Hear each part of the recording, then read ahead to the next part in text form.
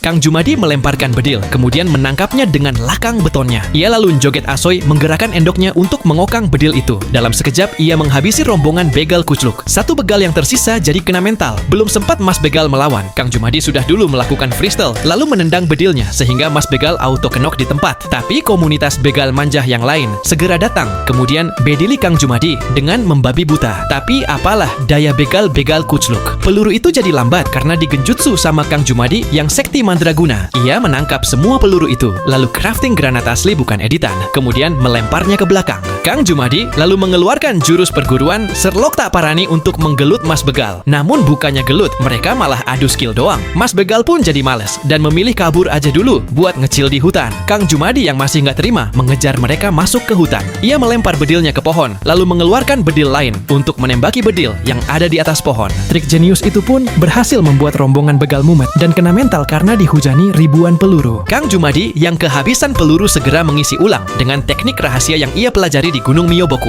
Dan dengan epik dia mengakhiri penggerebekannya dengan melempar bedil yang berputar dan menembaki para begal sampai kenok dan hit parah. Namun semua itu hanyalah mimpi di siang bodong. Kang Jumadi sebenarnya hanyalah seorang polisi gabut yang bertugas di kabupaten yang aman dan nol korupsi. Sehingga para polisi gabut pun cuma makan gaji buta buat nyepik perawat dan bidan. Karena nggak guna, pemerintah memutuskan menutup kantor polisi aja. Namun para polisi gabut tidak terima, mereka segera demo dan menyuruh beberapa begal bayaran untuk merusuh dan menyerang kabupaten. Mereka juga menyandra warga tak berdosa dan meminta tebusan Rong Yuto. Mendengar situasi darurat, polisi skin elit pun OTW untuk menggerebek komunitas begal bayaran. Kang Jumadi pun jadi panik, lalu ngerindik masuk ke rumah buat rembugan. Namun, polisi skin elit tiba gercep banget dan segera bedili rumah itu. Mas Begal pun jadi kena mental dan mau nyerah aja daripada balik ke isekai. Namun Kang Jumadi ngide menukar dirinya sebagai sandera, lalu cabut bersama rombongan begal. Kang Jumadi gemblung ternyata nggak bisa nyetir. Mobil mereka pun jungkel nang talun. Mas Jumadi yang hit parah ternyata ndase botak. Mereka berdua segera kabur ke hutan. Namun tiba-tiba dia pingin eek. Para polisi skin elit mengejar ke dalam hutan dan menemukan Kang Jumadi dan Mas Begal sedang eek. Kang Jumadi pun jadi kisinen karena ndase botak. Pemerintah yang mengetahui kebohongan itu pun memutuskan menutup kantor polisi. Namun setelah dipecat, para polisi gabut pun memilih jadi bakul warteg aja dan malah sukses dan jadi sugih 7 turunan.